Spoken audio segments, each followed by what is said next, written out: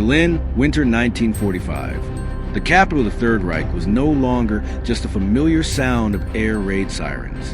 A new sound was ripping through the icy clouds, a loud, relentless metallic echo from hundreds of V-12 engines lined up in precise formations, distant and menacing. These were the Allied bomber fleets, flying giants carrying a destructive force that was slowly devastating what was left of Nazi Germany.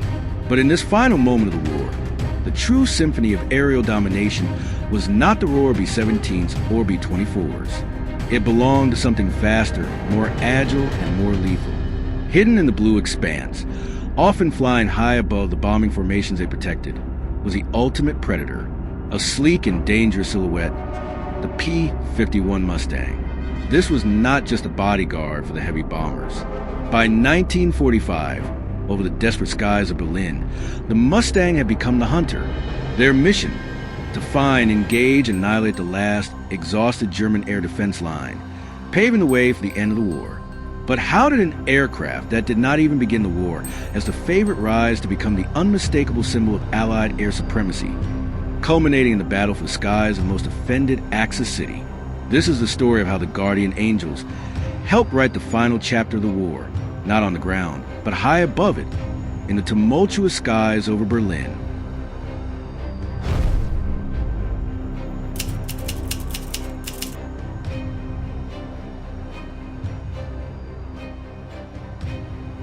By early 1945, the map of Nazi Europe was shrinking before our eyes. The Wehrmacht was bleeding on both the eastern and western fronts, crushed by the combined force of the Soviet advance and the relentless pressure of the Western Allies. Germany as a nation was exhausted. Entire cities had been reduced to rubble, railways and factories in ruins, an economy suffocated by the lack of vital resources, such as fuel and raw materials. But even in the midst of this widespread ruin, one city still pulsed as a symbolic and strategic heart of the regime: Berlin. The capital was not only the political center where Hitler and his circle entrenched themselves, it was a nerve center of military command, the focus of propaganda, and, above all, the last great target of inestimable value to the Allies. Conquering Berlin meant not only the physical downfall, but the moral and ideological collapse of the Third Reich. And precisely because it was the center of it all, Berlin had become what remained of an impregnable fortress, at least in the air. The city's outskirts were saturated with hundreds of anti-aircraft batteries, forming a dome of flak fire that made any approach a test of courage and engineering. Most crucially, the Luftwaffe's few remaining fighter squadrons, what was left of that once feared Air Force, were concentrated around the capital. Pilots, many of them young and inexperienced, flying worn-out machines, were given the desperate order to defend the city at all costs. It was the last gasp of German aerial resistance, a concerted effort to deny the Allies freedom of operation over their most precious target. To break this last line of defense, to silence the flak and scatter the last offenders, bombers' bombs alone would not be enough. What was needed was the ultimate conquest of air supremacy. And it was in the scenario of final and desperate resistance that the P-51 Mustang would write its most famous chapter.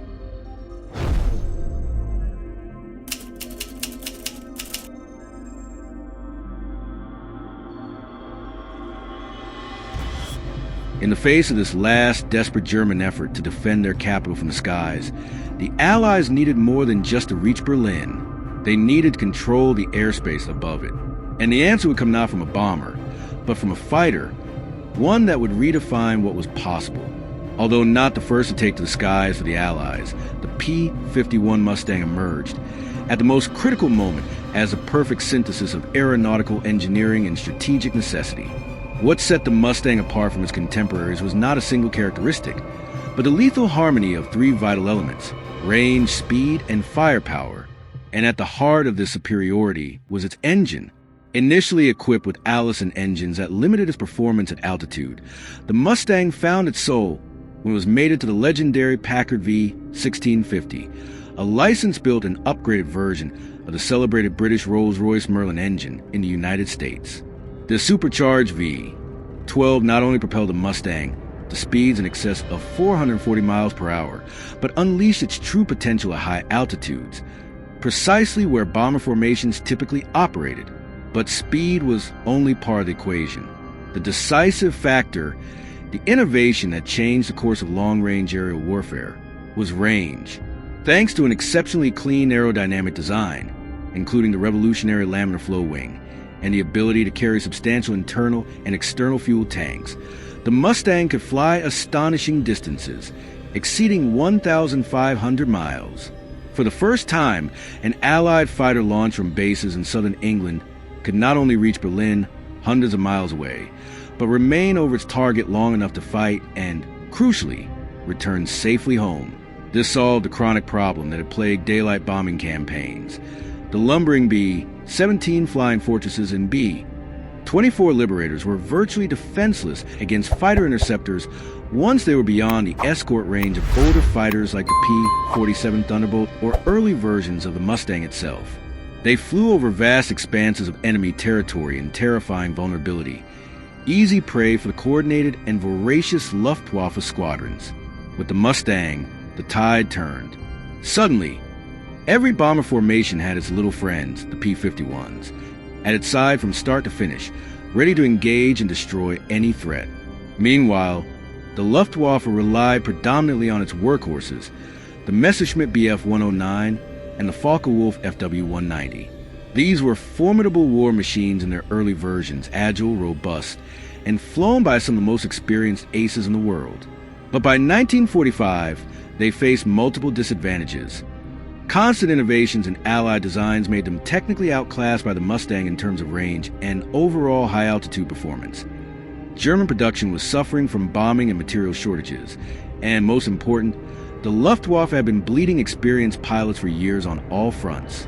The Mustang's technical superiority, combined with Germany's logistical and manpower depletion, created not just an advantage, but an unbridgeable chasm in the skies. The defenders of Berlin were about to discover just how wide that gap really was.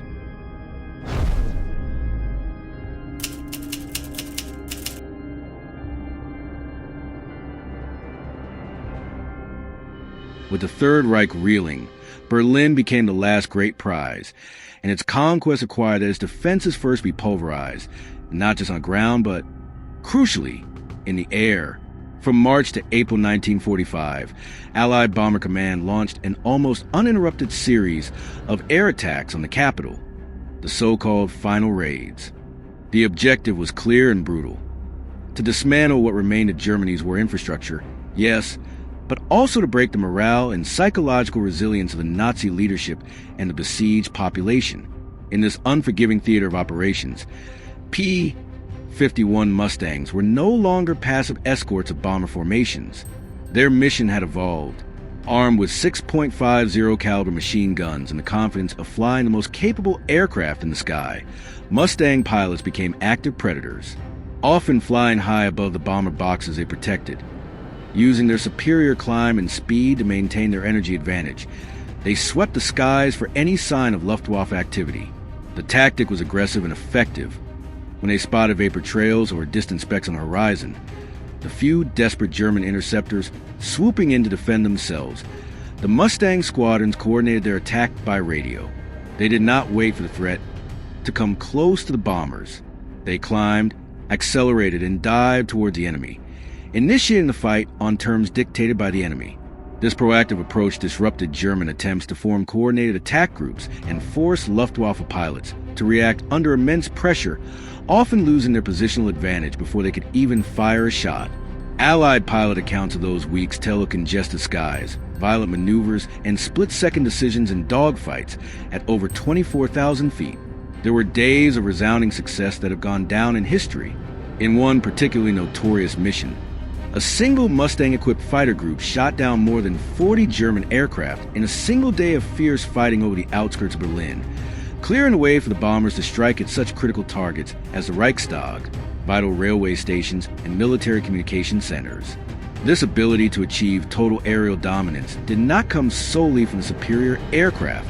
It also came from Allied tactical doctrine, honed over years of combat, and from the growing experience and morale of the Mustang pilots, many of them veterans facing a Luftwaffe increasingly populated by young men with few flying hours. Effective communication between fighter formations and with ground control allowed them to react quickly to new threats.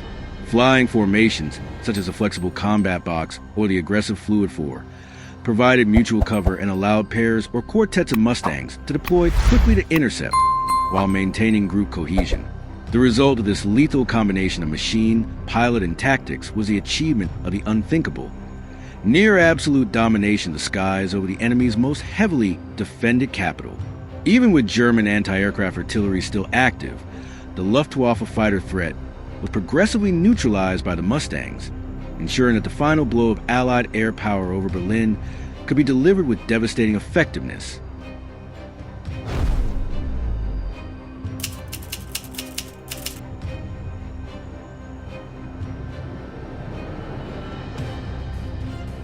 By this point in 1945, the once feared Luftwaffe, the force that had terrorized Europe in the early years of the war, had been reduced to a tragic remnant of its former power.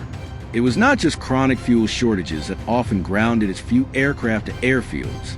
It was also the incessant bleeding of experienced pilots, shot down over years of relentless combat on multiple fronts, and replaced by poorly trained youngsters with very few flying hours and no real chance against the Allied veterans. Add to this the destruction of its training and production infrastructure, and the result was a force that no longer had the time or resources to recover or adapt.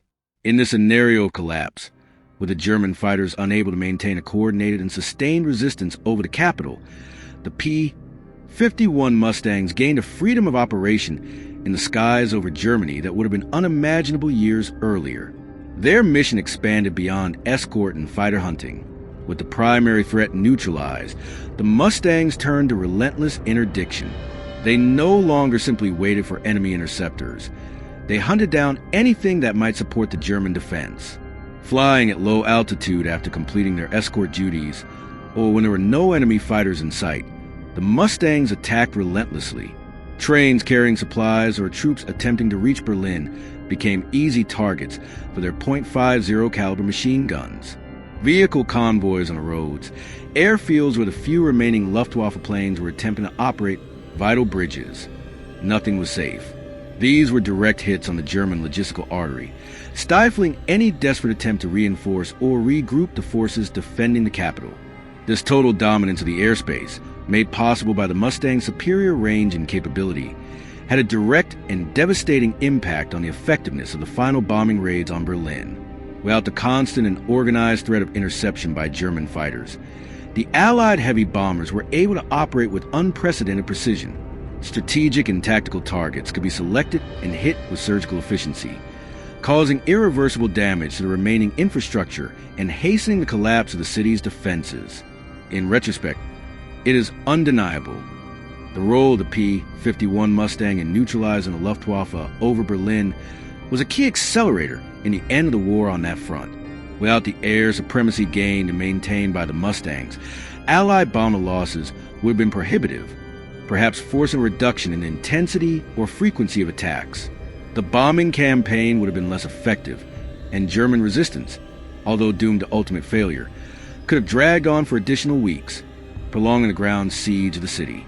This would have meant more street fighting, more destruction of Berlin, and even greater human cost for all involved in one of the bloodiest confrontations of the 20th century. The Mustang, by sweeping the Luftwaffe from the sky, saved time, resources, and, crucially, lives.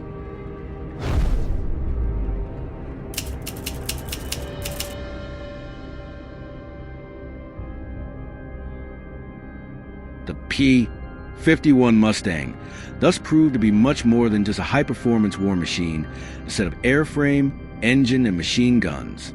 It was a material manifestation of mature air strategy, the spearhead of a massive engineering and intelligence effort that sought, patiently and at great cost, total superiority in the skies.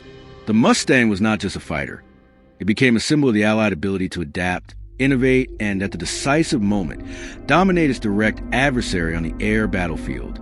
In the gray and tumultuous skies over Berlin, in the spring of 1945, the Mustang not only fought off the last Luftwaffe resistance, it largely sealed the fate of the war on that front. By sweeping away organized air opposition, and allowing Allied bombing power to operate with freedom and precision, the Mustang not only ensured the success of the air campaign against the Reich capital, it, as we have seen, played a direct role in hastening the end of the conflict on that front, helping to avoid additional weeks or months of even more brutal combat, both in the air and on the besieged ground. Perhaps the Mustang's greatest legacy over Berlin, therefore, lies not only in the number of aerial victories or targets destroyed, it lies in the unequivocal demonstration that, even in complex, attritional, and seemingly insoluble conflicts, mastery of a critical element, in this case, absolute control of the airspace, can be the decisive factor. The lesson is clear. Supremacy in the skies can break ground stalemates, stifle resistance, and accelerate the path to victory. The P-51 Mustang embodied this truth in the final moments of World War II. Now, after exploring this crucial and often underestimated facet of the Battle of Berlin, I ask you, who have followed us this far, what is your perception? Did you already have this dimension of the strategic and tactical importance of the P-51 Mustang in the final stretch of the war, specifically over the German capital? Leave your comment below.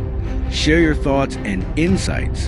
And if this journey behind the scenes and decisive details of military history resonates with you, be sure to subscribe to the channel and turn on notifications so you don't miss our next episodes, and continue exploring the stories of aerial combat with us.